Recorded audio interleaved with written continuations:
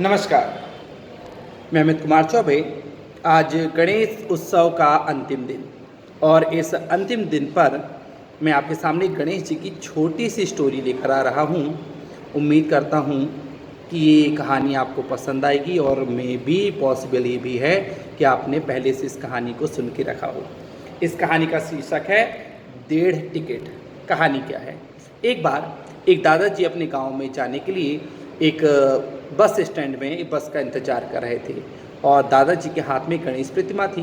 परंतु जैसे कि इस वर्ष का मौसम है, उस वर्ष भी ऐसा ही मौसम था। कुछ उमस भरा, बहुत चिलचिलाती धूप और दादाजी पसीने से लथपथ बिल्कुल परेशान थे और अपनी बस का इंतज़ार कर रहे थे। तभी उनके चेहरे में एक हल्की सी मुस्कान आती है और उस मुस्कान के पीछे का कारण था कि इस चुभती हुई धूप में भी उनकी गांव की बस समय पर पहुंच गई। अब दादाजी जैसे तैसे प्रयास कर बस के अंदर पहुंचते हैं और कंडक्टर महोदय से प्रार्थना करते हैं कि बेटा मेरे लिए एक अच्छी सी सीट का व्यवस्था कर दो, मुझे इस प्रतिमा के साथ बैठना है।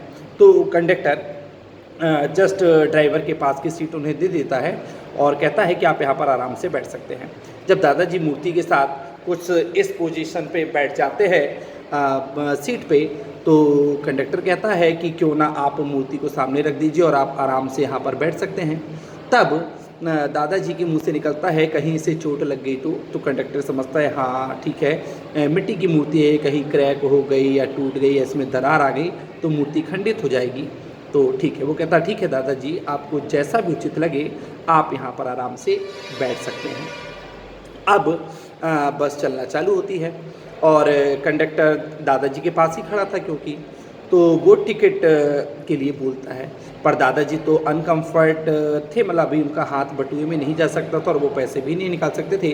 पर दादाजी ने हिलने डुलने का प्रयास किया तो कंडक्टर कहता है ठीक है, मैं बाकी लोगों से जब तक टिकट कलेक्ट करके आता हूँ, आप उसके बाद या फिर जब आप गाँव आएगा उतरेंगे तब आप मुझे पैसे दे दीजिएगा।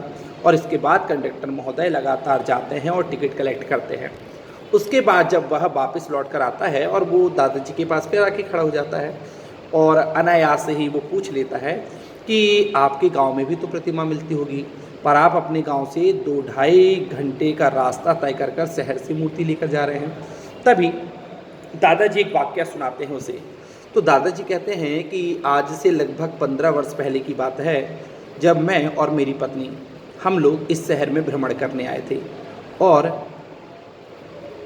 एक दिक्कत हमारे जीवन में यह थी कि ईश्वर की पता नहीं क्या हुआ कि हमारे ऊपर कृपा नहीं हुई और हमें कभी भी संतान सुख की प्राप्ति नहीं हुई। हमने यंत्र तंत्र मंत्र चिकित्सीय व्यवस्था सारी चीज़ों पर कार्य करके देख लिया था और फिर भी हम माता पिता नहीं बन पाए। जब हम लोग शहर में भ्रमण कर रहे थे तब मेरी पत्नी की नज़र एक बाल प्रतिमा गणेश पर पड़ती है और उस प्रतिमा को देखकर उसके अंदर का वात्सल्य मातृत्व जाग जाता है और वो इस मूर्ति को गले से लगाकर फूट कर रोने लगती है। और उसके मन का इतना प्रेम देखकर मेरे अंदर का भी पितृत्व का भाव जाग गया और हम दोनों ने निश्चय किया कि प्रतिवर्ष हम इस प्रकार की बाल प्रतिमा को अपने घर में स्थापित करेंगे। कहता है यकीन मानिएगा, जब हम पहली बार इस बाल प्रतिमा को अपने घर लेकर आए थे तो हमें ऐसा लगा कि हमारी स्वयं की संतान घर में आ चुकी हो। हम लोगों ने घर को बहुत अच्छे से सजाया, 10 दिन इसकी पूजा की और इन्हें बहुत प्यार दिया। और जब इनका विदाई का क्षण आया तो हमारा मन कहीं न कहीं कुंठित होने लगा, पर विसर्जन तो करना था और हमने विसर्जन किया। यही भाव लगातार चलता रहा और हम कई वर्षों से मूर्ति स्थापित करते आ रहे हैं। अब तो कंडक्टर पूछता है कि दादी जी तो नहीं आई मूर्ति लेने? तो दादाजी ने बताया कि अब उनकी उम्र हो चुकी है, उनके हाथ पैरों में दर्द रहता है तो वो अब मूर्ति लाने में साथ नहीं आ पाती हैं। कहते पर ऐसा नहीं है, आज भी उसने पूरे घर को लीपा होगा, बहुत प्यारी रंगोली बनाई होगी। जब ये घर जाएगा ना तो इसकी पहले वो नज़र उतारेगी, क्योंकि इतने सारे लोगों के संपर्क से होकर ये आता है, कहीं उसके बेटे को नज़र ना लग गई हो। उसके लिए उसने 10 दिन के लिए कपड़े तैयार करे होंगे। जब ये विराजित होगा तो 10 दिन उसके लिए अच्छे अच्छे पकवान बनाएगी, मिष्ठान बनाकर इसको रोज़ खिलाएगी। पर जब इनकी विदाई का क्षण आता है, जब ये हमारे घर से जाते हैं, तब हम दोनों अंदर से बहुत ज़्यादा टूट जाते हैं।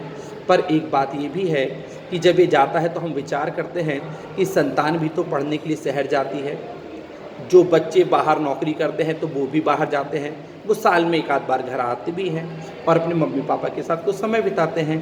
तो यही भाव लेकर हम लोग इन्हें विसर्जित करते हैं, पर फिर भी मन तो दुखता है। तो ये जो वात्सल्य, ये जो करुणा का भाव होता है, ये लगभग 1 साल तक हमें इस उम्मीद से बांधा रखता है कि अगले वर्ष फिर से हमारा बच्चा हमारे पास वापस आएगा। और ये बात सुनकर लगभग बस में बैठे हुए सभी लोग करुणा से तृप्त हो जाते हैं और उनका मन करुणा से भर जाता है और आंखों में अश्रुओं की धारा जाती है।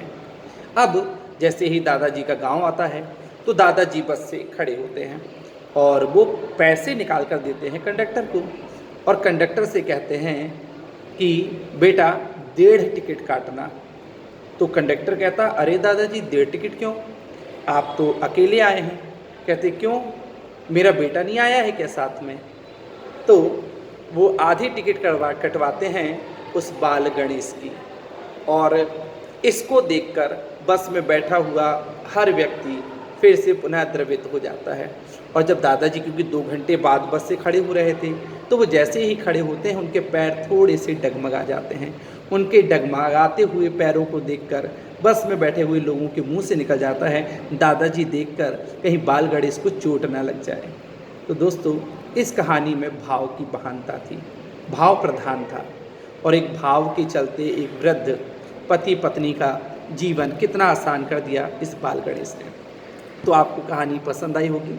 चलिए, आप सभी को अनंत चतुर्दशी की बहुत बहुत शुभकामनाएं।